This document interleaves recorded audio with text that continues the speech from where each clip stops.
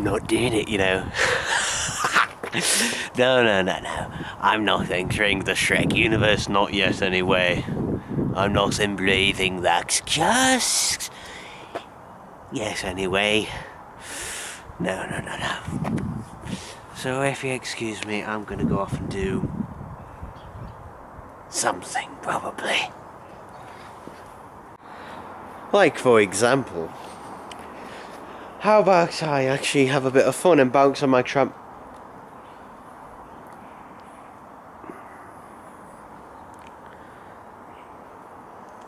Okay, it looks like that isn't happening. But, something else.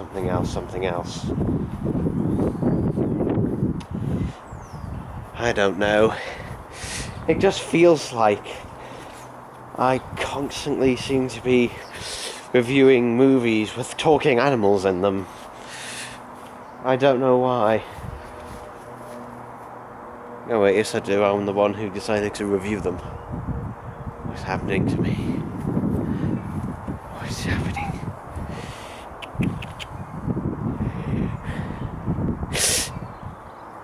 Is there something wrong with my mind? I don't know.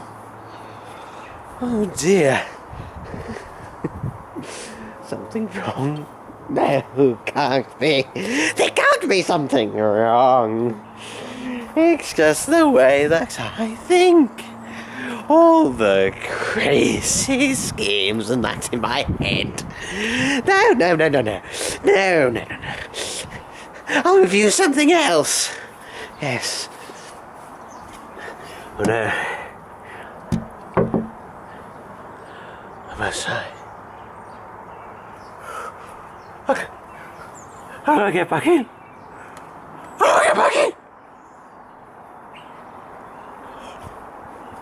Did you lock me out? You did, didn't you? You locked me out. There's only one way to fix this.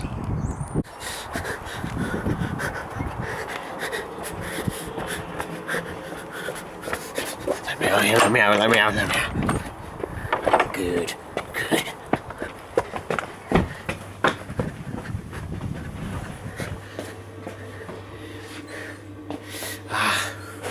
Perfect.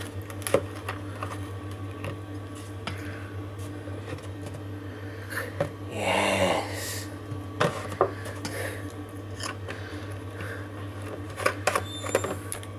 I'll stop this forever.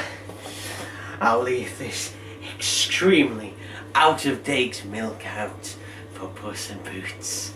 Yes, then this'll finally be over.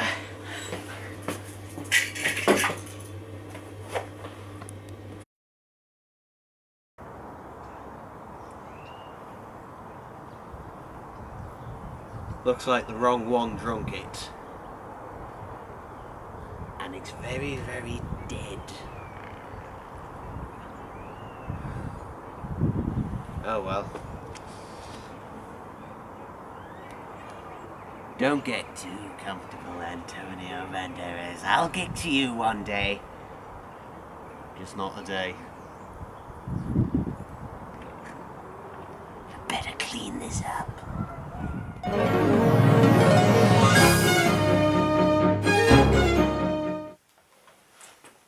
So we start off this epic tale in a palace or castle or whatever terminology that you're going to use to describe it. And hey, it's the princess's birthday, and oh my god, this is the most stereotypical princess we've ever seen. It's her birthday, and after receiving a cake, her father the king asks her, "What do you want?" I can guess, can't I? Fame? Riches? I'm a princess. I'm already rich and famous. True enough. Then how about a year's supply of the best cotton candy money can buy? No, silly. Let me think. Of course! Today you became a woman, a true princess. You want a prince. Yes, but not just any prince. I want a charming one, Daddy. A Prince Charming. Then a Prince Charming you shall have. Oh, All I want is a prince. Then it is a prince that you shall have. Wow. These are so interesting characters. They have so much depth. I can't wait to spend more time with them. They seem so interesting and well developed and... Oh. I mean, for an establishing bit, it's fine, but this bit seems like it goes on a bit too long, and to be honest, seems utterly pointless to the rest of the story, because, to be honest, this information could have been relayed in a couple of sentences later on, so... I don't know, I mean, it doesn't take up much screen time at all, but it's just a bit of screen time where I'm sitting there wondering... So I'm watching this, am I? Oh yeah, this really seems up my alley. While I desperately reach for the Greenworks Blu-ray. But I must withdraw myself from that! We then get introduced to our main two characters, Peter and his cat, Basil. No, not Puss. Basil. Yeah. I actually don't know if Puss was actually called Basil in the original story, mainly because I haven't read it. You could call that a criticism on me, though. How many of you have actually read the actual fairy tale Puss in Boots? Go on, how many of you? Exactly. And hey, I've got an excuse, I'm dyslexic. So, there's that. It's quickly established that Basil, despite being a cat, he's afraid of mice. Yeah, and this is before he becomes Puss in Boots. So at this point, he is just a regular cat that's afraid of mice. Okay. And they make a bit of a deal out of this for reasons. Okay. Peter is shown to basically be a peasant. And what are Peter's character traits? Well, he knows that his cat is afraid of mice and teases him about it. And as soon as he hears that the princess is looking for a prince to marry, he goes on the, I wish I could marry a princess. Oh. So yeah, in effect, they're perfect for each other. They're both as bland and as disinteresting as each other, to be honest. It is shown that that Peter does have a kind heart when he offers to help this old lady. Are you by any chance going over to the other side, young man? No, ma'am. Oh, that's too bad. The water's too deep, and I just have to get over there. All right, I'll take you. Oh, thank you so much, young man.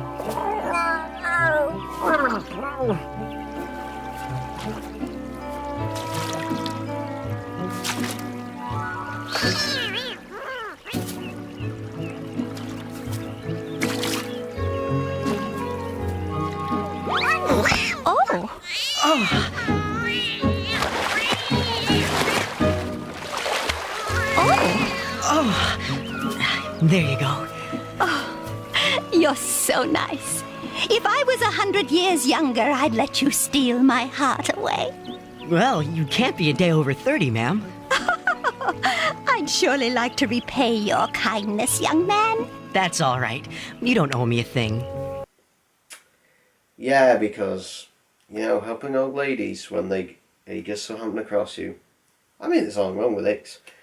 And this old lady rewards Peter with a pair of boots that are far too small for him.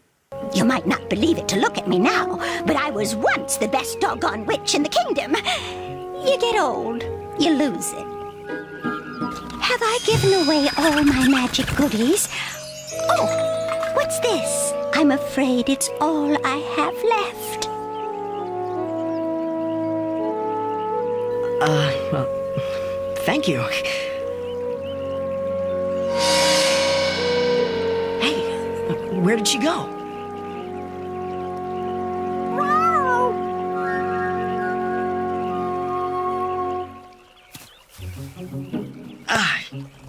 Too small.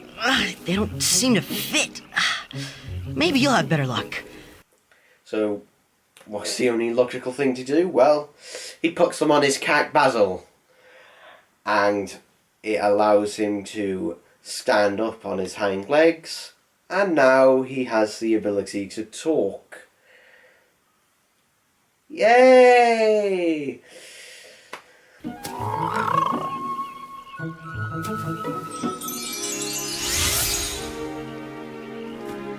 You know, they're a perfect fit, Basil.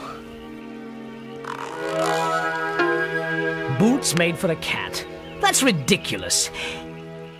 We only wasted, nearly a quarter of the time getting to the actual Puss in Boots bits. But maybe things will pick up now? Maybe? Hoping? Begging? I don't know. At the same time as this, we are introduced to the villain of this piece, the Sorcerer. Does he have a name? Well, in the credits he's listed as Sorcerer, so I'm going to call him that. And to be honest, the Sorcerer, wow, I wonder what his plan is.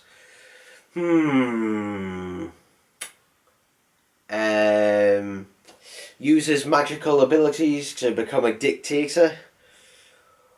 Or pointlessly uses abilities to try and marry the princess so then he can then get rid of the princess so then he would be king.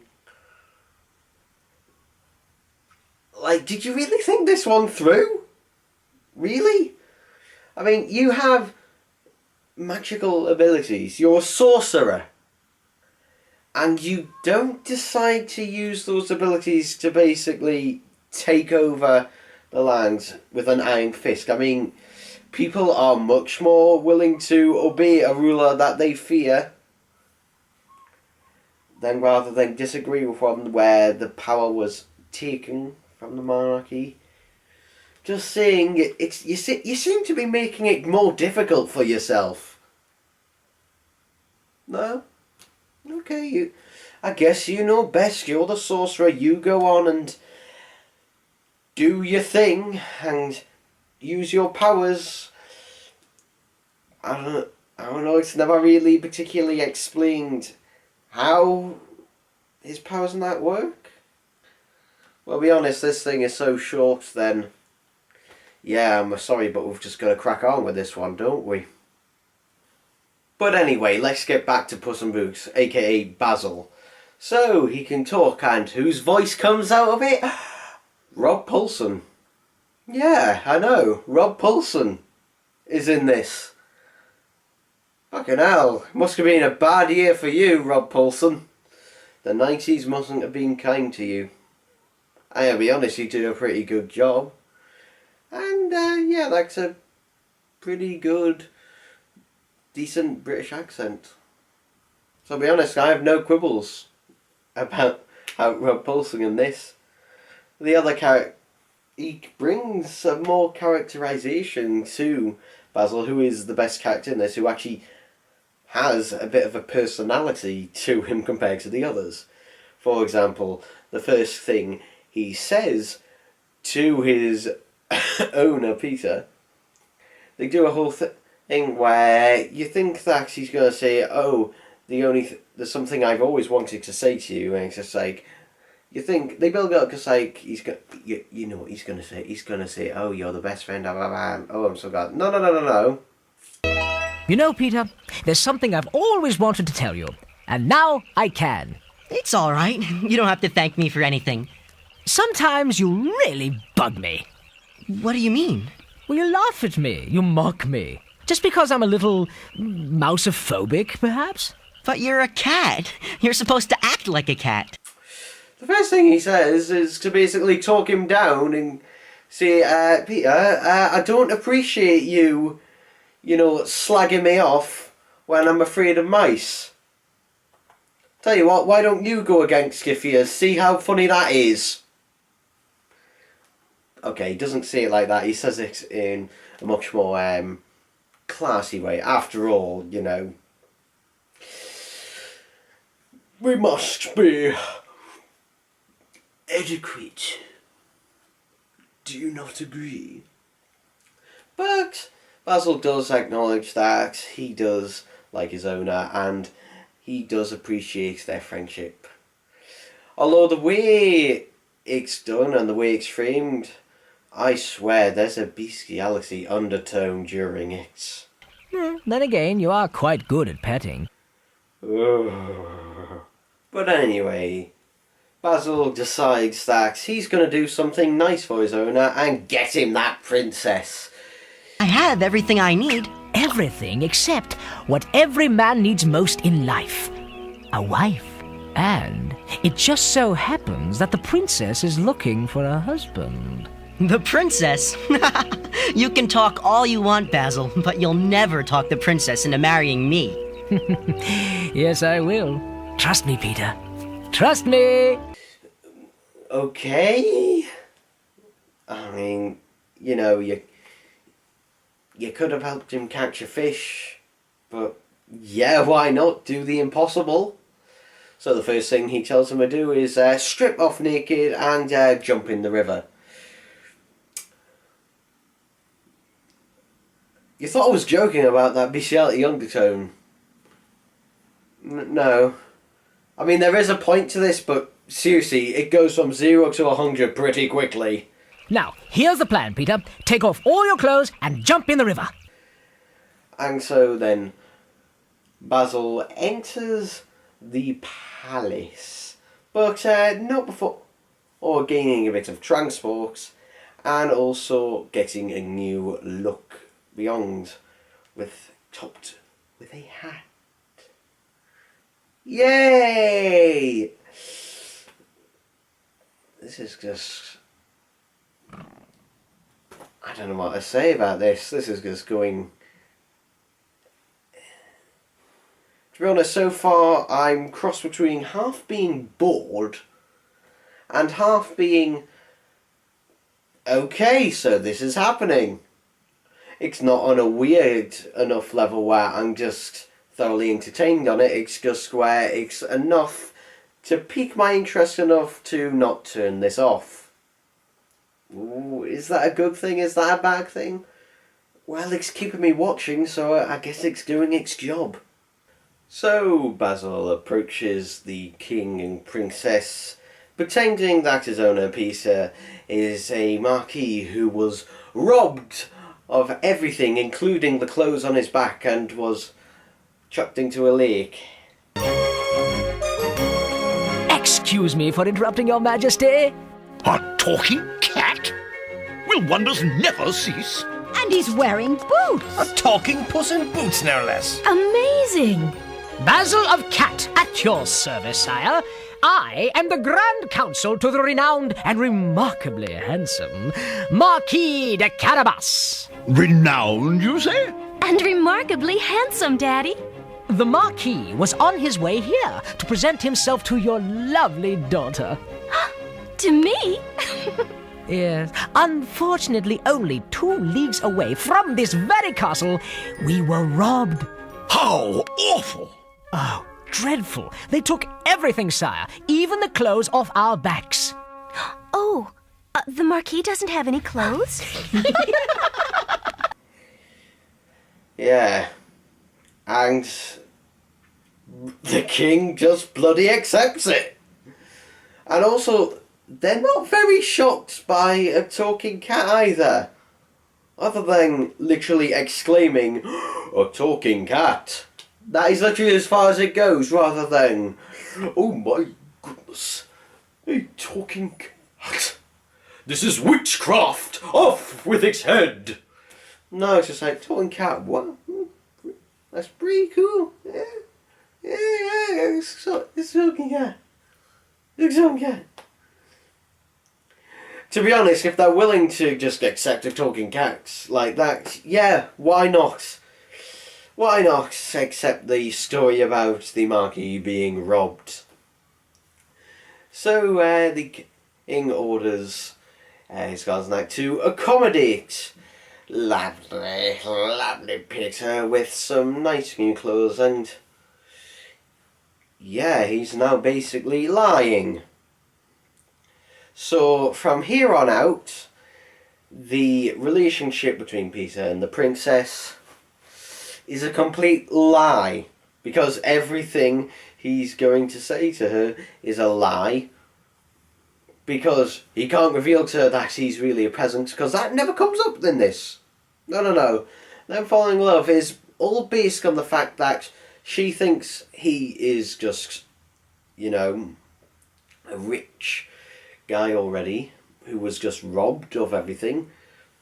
So I guess that would make him poor again. The more I think about this, the more I think I'm thinking too much about this. Maybe I should just get on with it. To be honest, critiquing this and looking more deeper into this is actually more interesting than the actual thing itself. I know, right? But at least it gives me a few things to pick into.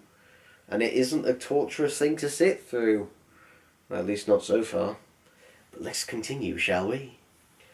So anyway, I think we should actually get on to something that's a bit more interesting, like the plot again. So, our lovely sorcerer friend decides that after a couple of failed attempts, he's going to turn the princess into stone. And then just fly off. Because, oh by the way, he can transform into different animals. I hate reflections. Maybe it's for the best. You are bound to find out sooner or later. Oh, what do you want from me? To marry you, of course. I'd rather die. If that's the way you want it.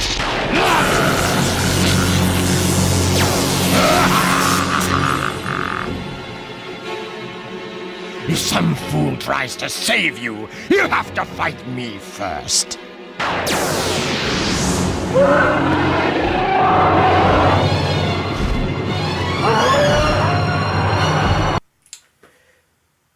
Yeah, if it is, why don't you just turn the king and the princess both into stone and then just rule the people? Why? Why not just do that? Why fly off? Who's going to stop you when you can turn people into stone? I don't understand. Why? Why is this villain making things more complicated for himself? But regardless, Peter and Basil both go on a quest, and it's a bloody short quest as well, to vanquish him. I'm sure this is going to go extremely well. No, really, because, time's running out on this thing, and they've got to wrap things up pretty quickly, so obviously it's a fairy tale story, so it's got to have a happy ending. So, let's just hope they can pull it off. So, Peter does pretty much fuck all, and Basil does pretty much fuck all as well. But remember that subplot about Basil being afraid of mice? Well, a mouse scurries across the floor when they are confronting the sorcerer, and Using Basil's fear, the sorcerer turns himself into a mouse, and Basil works up the courage to eat him.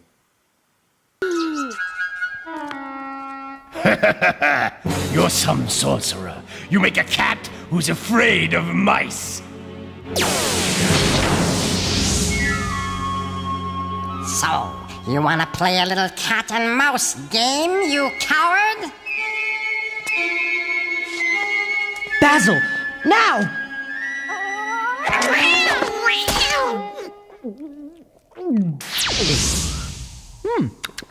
Not bad. And cholesterol free to boot. You did it, Basil! Hooray! Okay. Well, that was pretty quick. And to be honest, you could kind of tell that was going to happen because of the way it was structured, because it is very predictable. But you can say that at least it did have a payoff to it. It wasn't a great payoff to it, but hey, at least it was something that was set up early on and then resolved later on. So Basil conquers his fear of mice, except not really, because he is still kind of afraid of them. But because of this, the sorcerer now being dead, his magic and that is all reversed. So yay, the princess and Peter can now be together, and it all ends happily ever after. Yay!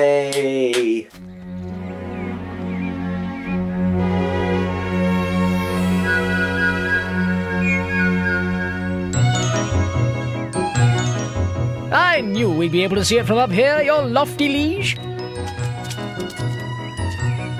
It's the Marquis's palace. I hope the princess likes it. I like it, and she will love it.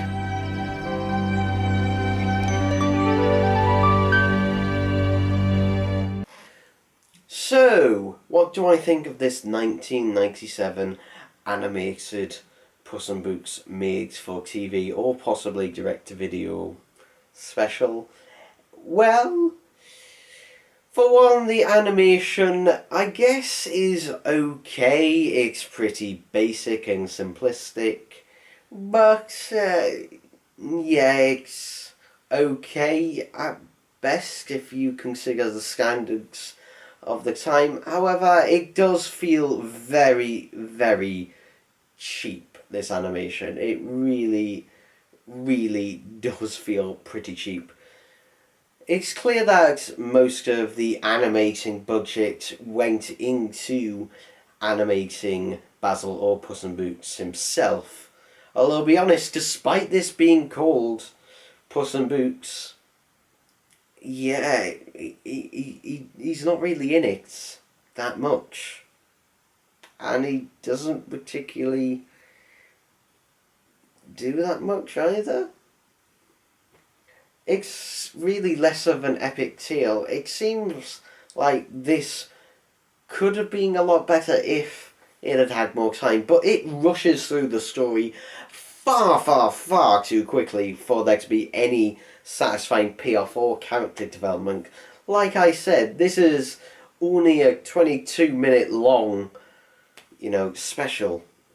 So maybe if this had been 45 minutes or an hour long, then maybe there would have been enough time. But to be honest, there's just too many characters in this, and also there's just not enough focus. It just zips through the plot far too quickly and spending too much time on pointless stuff, like the whole mouse bit at the beginning was a bit dragged out, and to actual Puss, or Basil I should say, getting his boots, that should have been a lot, pushed back a lot sooner. And even though it doesn't happen, you don't have to wait that long for it to happen because of how short it is, it just feels like it's just rushing through everything. I mean, what can I say? It's fine. You can watch it, but you will quickly forget about it. I don't hate this. I don't love it. The thing is, though, it actually is really forgettable. And to be honest, to me, that's worse. To be honest, because I'm not going to remember this. I mean, this review is probably a lot shorter as a result as well. I mean, the Bubsy pilot was the same length as this, except I could rip into that because, well, there was just more to talk about, and because of how bad it was, at least then it's got a talking point, but this is just really bland and that. I mean, this isn't made for me, this is made for an extremely young audience, but even so, the young audience member, a child, will probably watch this and forget about it just as quickly as an adult would, so it's harmless. It's completely harmless. You can watch it and then just forget about it. It's actually on YouTube. This is how I came across it. So that's it for this review. Yeah, and I'll see you whenever. Great, now I want to listen to Shakira. I've got that song stuck in my head whenever. Oh well. Maybe one day I might review the DreamWorks version, but for now, I've got other stuff to do. I'll see you when I can be asked, frankly.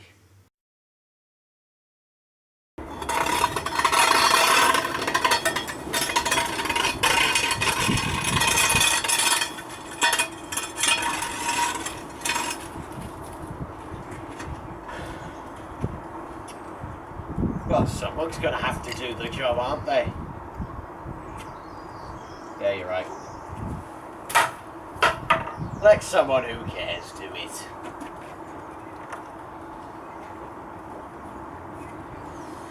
Okay, stop me back out to the beach. Door.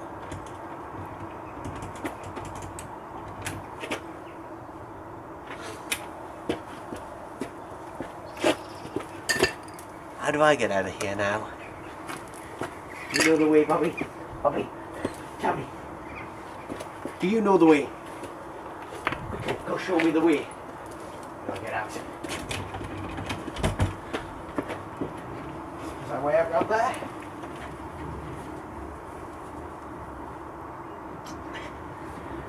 It looks like I'm trapped in here. So,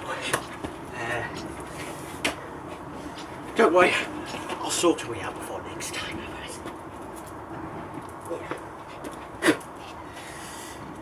Until next time.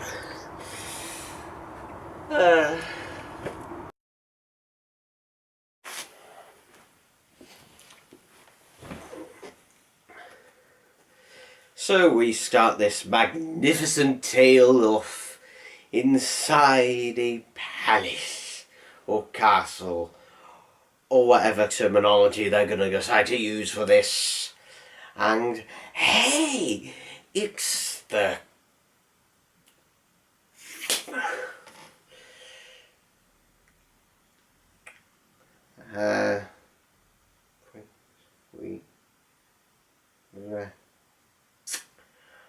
shit, I keep forgetting.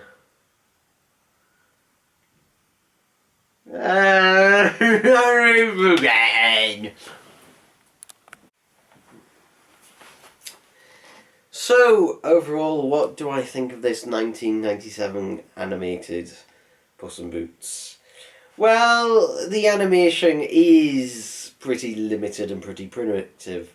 Though then again, this was presumably made for TV or direct-to-video during the late 90s. The animation is pretty slim.